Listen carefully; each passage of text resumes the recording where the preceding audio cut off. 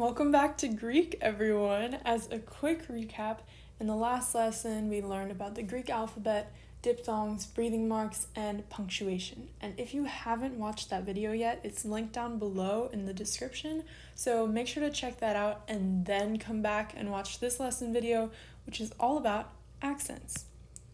So first, we're going to be looking at the way accents are pronounced, and then the types of accents, and finally the position of accents, which makes up the bulk of this lesson. And our teaser for today is going to be forming a present active infinitive form, and then using our knowledge from today's lesson, we're going to position the correct accent in the correct place on the word. Alright, let's get into it. The first thing we're going to be learning about accents is pronunciation. So let's just try something out first, okay? So how would you expect an accent would alter the pronunciation of a word? For example, let's look at this word here, Othello. Don't worry about what it means right now because we're actually going to be learning this word when we start on our vocab next week, but for now we're just focusing on the accent. First, to test out what we learned in the last lesson, let's put on its breathing mark and identify all the Greek letters in the word and what sound they make. If you want, you can pause the video here, try it out yourself, and then check with mine, or just do it with me now. So first, let's address the breathing mark. I said this word was Othello, right? So that means our breathing mark is going to be smooth. It's not Hethello, which should be rough. It's Othello, so smooth. And then we know we can write that breathing mark. Okay, now let's go through the letters. So we have E, epsilon, Th, theta, E, epsilon, U, lambda, O, omega. If you got all those letters correct and the breathing mark correct, kudos to you. You learned something in the last lesson, and if you didn't, that's totally okay too. Don't hesitate to go back and rewatch any parts of that first video again that you're maybe not as solid on, or you can always ask me. And again, the link to the last video and the syllabus for the year, which has my contact info, is right down below in the description, so you have the resources when you need them. Just don't be afraid to use them. Okay, now back to our beautiful little Othello. So here is where Othello's accent is. So, how would you expect an accent to alter the way we say Othello? Probably that you'd stress that syllable, right? So we'd have something like Othello. Not exactly. So although that's how we're going to be treating accents and how most teachers and students treat them, accents in ancient Greek were used to indicate the raising or lowering of pitch in your pronunciation of a word. Now, keeping that in mind, let's move to the next part of the lesson, which covers types of accents.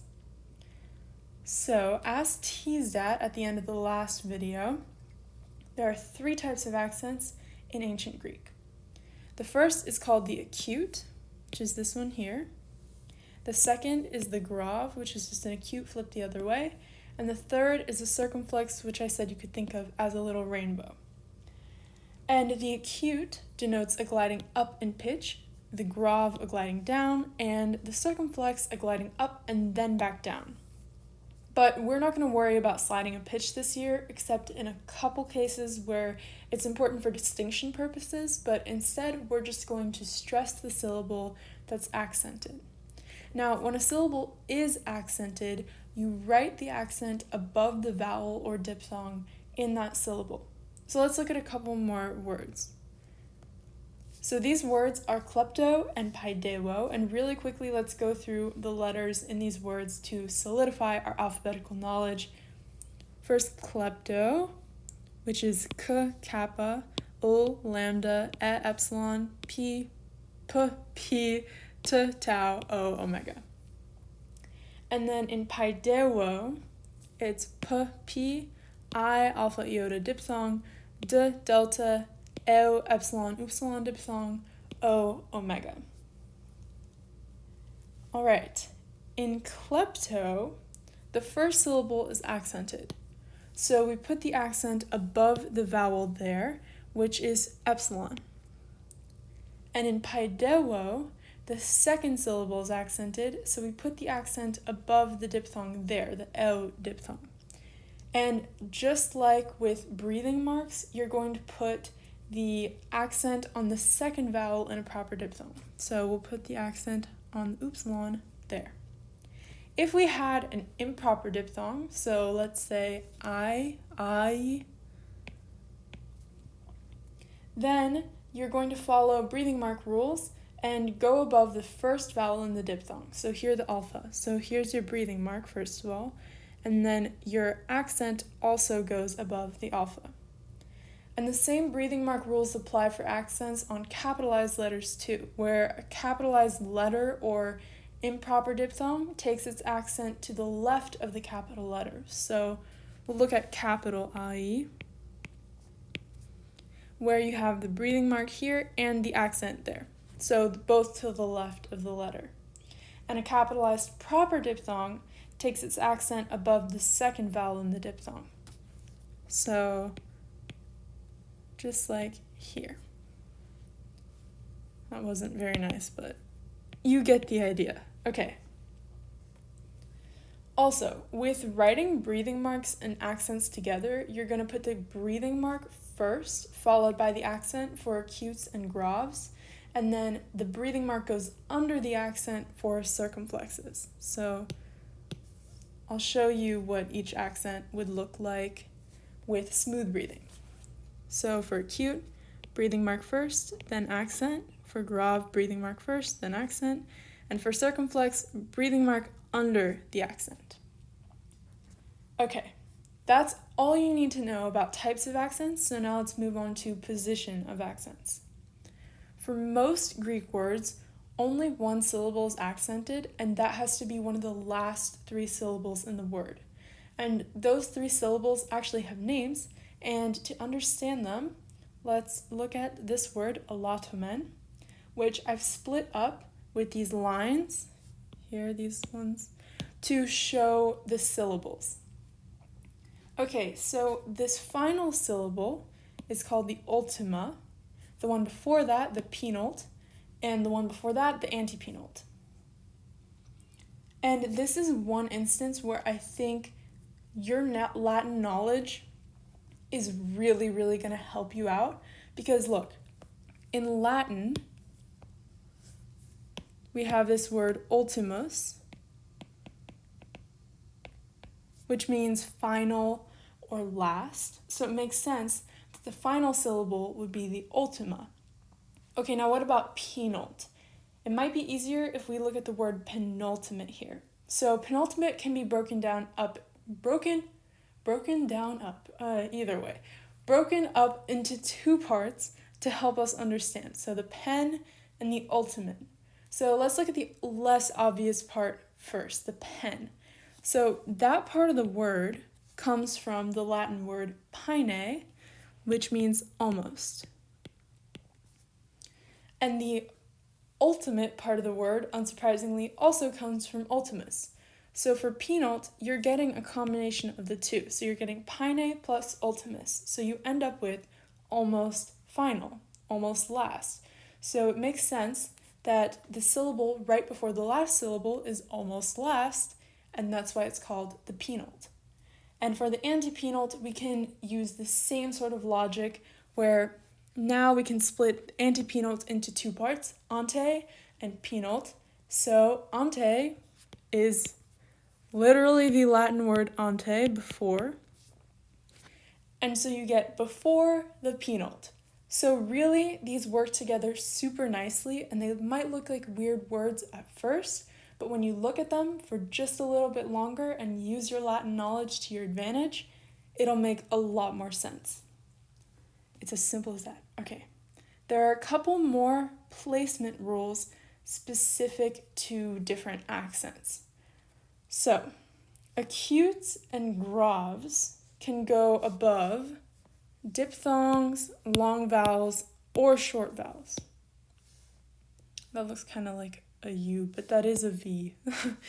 Okay, and then circumflexes can go above diphthongs or long vowels. The grave, okay, a couple more rules first. Acutes can be on the antepenult, penult, or ultima, and circumflexes can be on the penult or the ultima, but not the antepenult. The grave is doing its own thing because it can only appear on the ultima and only in specific conditions. And the condition we really want to understand is if a word with an acute on its ultima is immediately followed by another word with no punctuation mark between them, the acute is replaced by a grave. So like in this phrase, agathe tuhe, you see that there's an acute on the last letter in the first word. And there's no punctuation mark currently, so that means that this acute can flip and become a grave. But if I add just one line or one dot here, so that's the Greek semicolon, then that acute stays in the same place. But without any mark here, that acute flips to a grave. Okay, now that we know that, let's start looking at how we know where an accent goes. It's important that you know right now that there will be words where the accent placement is unpredictable, so the only way to learn them is by memorization, but we don't really have to worry about that right now. For now, there are just a couple rules we need to understand. The first will help us determine where to place an acute on a verb, and the second will help us determine whether to use a circumflex or an acute for an accent on the penult. In order to apply these rules, though, we have to first be able to tell whether a syllable is long by nature, long by position, or short. Don't worry, I'm going through it.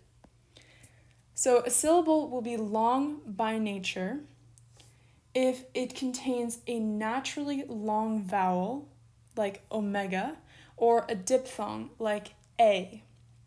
But there is one exception we have to know for this. The proper diphthongs, I and oi, that I wrote here, I and oi, they are considered short when they're the last letters in a word. So even if they're in the final syllable, they might still be long. It's only if they're the last two letters. And we can really see this well in two different forms of the same word, hippos. So I've written them here. In the form hippoi, the oi is short because that diphthong is the last two letters in the word. Whereas in the form hippois, there's still a sigma after this oi, so the oi remains long like a normal diphthong would be. There is an exception to this, but we don't have to think about that until way down the line. So just understand this for now. Long by nature, naturally long vowel, diphthong, except I and oi at the very end of a word.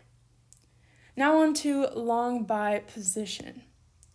So a syllable will be long by position if its vowel or diphthong is followed by a double consonant or two consonants that are pronounced separately. A couple examples of this would be arche, which has two consonants pronounced separately. So the rho and the key, they're pronounced as two different things. They're not together. And phulox, this word here, where you have the xi, which is a double consonant.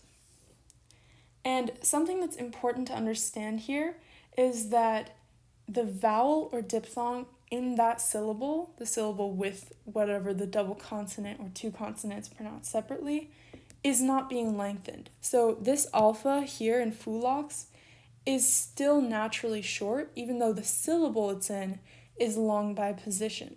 Also, one other thing I wanted to mention is I said a syllable would be long by position if its vowel or diphthong is followed by. A diphthong would make it already long by nature, or a naturally long vowel would make the syllable already long by nature. But I just want you to understand that it could be long by nature and by position, but the diphthong thing would overrule whatever's happening by position. Like you should already be able to tell that that syllable is long by the diphthong being there. Okay, and last but not least, A syllable will be short when it has a naturally short vowel followed by no consonant or a single consonant, or two or more consonants pronounced together, like in akron, which I put here. But we won't worry as much about that. I'd just rather we focus on the basic rules. That's why I put it in parentheses. Like, you really just need to know if there's a naturally short vowel followed by no consonant or one consonant, then the syllable will be short. All right, on to our basic rules of accenting.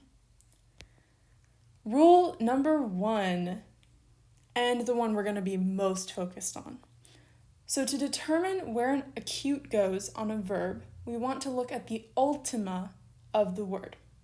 So I brought back our wonderful friend allotment, and we're going to start, even though I put the accent, we're going to start by putting our accent on the ultima, even though it's not going to stay there.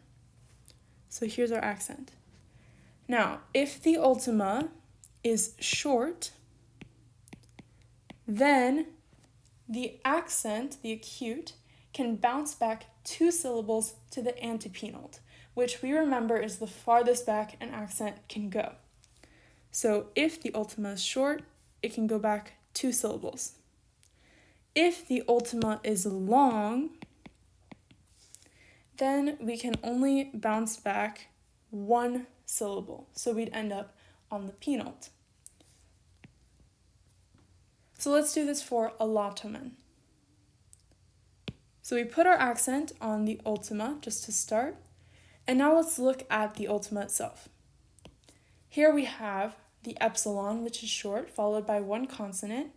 So we know that the ultima is short. And using what we just learned, we can now move our accent back 1, 2 spaces onto above the vowel, just like we learned to do, and now it is on the antepenult. This definitely takes practice, and it's something you have to physically attempt yourself in order to test whether you actually understand the concept. But I promise you, just do the worksheet, read about it, do whatever you need to do. It's definitely easier with practice. Okay, that's all for rule number 1.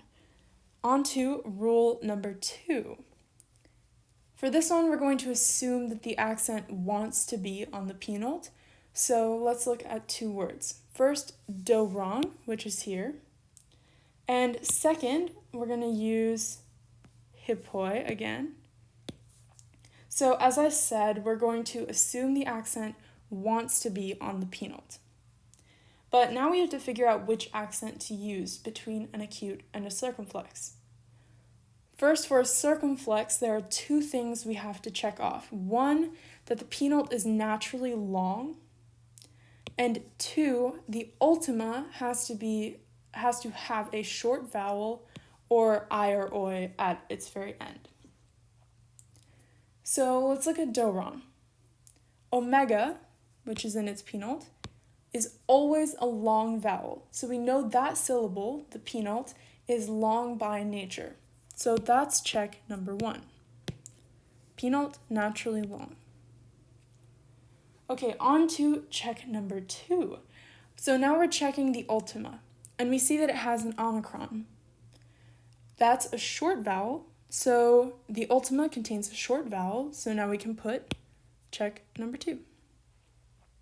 And now that we've checked off both of those boxes, we can put a circumflex on our penult.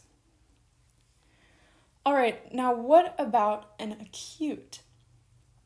Well, it can be one or both of these scenarios. Either 1, the penult is not naturally long, or 2, the ultima does not have a short vowel or end in I or oi. It's important that you notice that for the circumflex rule, whereas with the difference between them. The circumflex rule has both and. So we need both of those parts to be true. Whereas with the acute rule, it's one or the other. I mean, they can both be true, but you only need one to be true in order to put an acute on your word.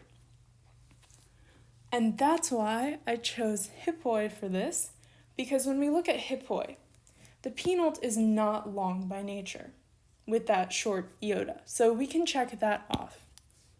Okay. But the ultima ends in oi. So if this had been a both and condition, then we would not be able to put an acute on. But because the acute rule only needs one part of it to be true, we can still put the acute on the penult even though hippoi ends with the short oi. So we're putting the acute on the penult. And that's it. I know this is a lot of information, and accents are definitely tricky, especially towards the beginning of learning Greek, but really learning accents is all about plenty of examples and rich practice to really begin to grasp them. And I really, if there's anything you will do, please check out the worksheet for this week, which is linked down below. And remember, you can download it, print it, make a copy of it, whatever you want to do so that you can get the practice out of it, because it's going to be really valuable for something like accents. And also remember, if you want to learn more, are still confused, or have any specific questions you want answered, always feel free to reach out to me. Email president@fjcl.org, DM the official FJCL Instagram account or my own account at anya.isalia, or drop a comment down below. I'd be so happy to help you. I'm here for you. I know that this can be tricky. But before we completely finish for today, let's do our quick teaser for the next video. And this is going to seem so easy compared to everything we just went over with the accents, so stay with me. Okay, our teaser for today is forming and accenting a present infinitive form. And I want to use the verb speudo, which we'll actually be learning with our vocab next week. So, here is speudo. Let's just go through the letters for fun. Sigma, p, p, o, epsilon, upsilon, diphthong, d, delta, o, omega. Now, to form the present active infinitive, we're going to take the stem of speudo, and this works just like in Latin, where we take off the ending to find the stem. So we end up with speud. And then we're going to add epsilon, iota, nu. So ein to our stem. So first write our stem, speud, and then epsilon, iota, nu. And that is the present infinitive, the present active infinitive, speudein. As for putting on the accent, all present active infinitives take their accent on the penult, which actually makes a lot of sense when you consider rule number 1 we learned about accents. So let's go through our process of figuring out where the accent would go, just for a little bit of extra practice, to understand how it ended up on the penult. So like we learned earlier, we're going to start by putting on the acute on the ultima. And I put it on the iota because this is a diphthong, and we put it on the second letter of the diphthong. Now we're going to look at our ultima to determine whether the ultima is long or short. Well, we see the diphthong a, so we know automatically that the ultima here is long by nature. And because our ultima is long, we know we're only going to push that acute back one syllable. So it ends up on the penult. And again, you put that accent on the upsilon, not the epsilon, because it's the second letter in a proper diphthong. And that is it. And we've just formed the present active infinitive and placed the correct accent in the correct place on the verb for speudo. Yeah, that's all for today. I really hope you enjoyed this video, learned something new, and are excited for what's to come. Just next week, we'll start conjugating verbs, so I'm super excited for that, and I hope you are too. Thank you so much for watching, and I'll see you next week.